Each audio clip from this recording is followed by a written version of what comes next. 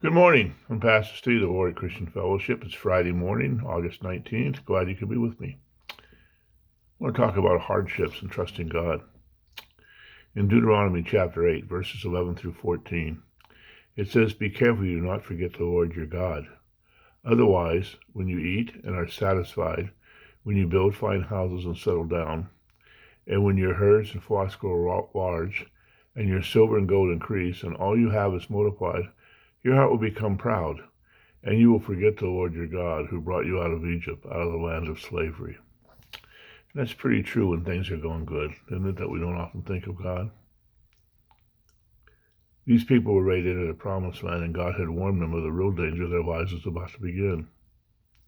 Prior to this point, they had spent 40 years in the wilderness, and every morning when they woke up, God had manna on the ground for them, and He provided them water. He gave them a cloud to give them shade and guide them by day, a pillar of fire at night to light up their camp.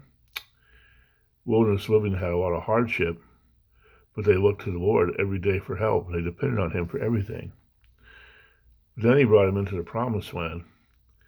They could look across the Jordan River and see the nice green land and the hills and the fields and flowing rivers, the trees loaded with fruit. They could hardly wait to get in, but God was saying, "Watch out now, or you'll get fat and sassy and forget all about me.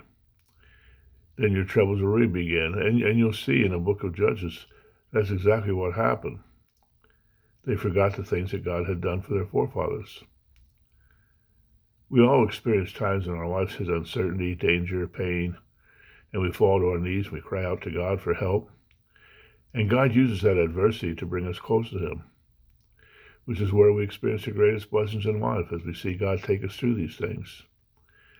C.S. Lewis, who's a great Christian writer, wrote, "God whispers to us in our pleasures, speaks in our conscience, but shouts in our pain. It is His megaphone to rouse a deaf world." I thought that was very good. The psalmist said in Psalm 119, verse 67 and 71, he says, "Before I was afflicted, I went astray, but now I obey your word. It was good for me to be afflicted so that I might learn your decrees." When you're going through a hard time, remember, God is there with you, He's there for you, and He's teaching you something. Be well, friends. Have a great weekend. Remember, you go to church on Sunday. I'll see you. Be well. Bye-bye.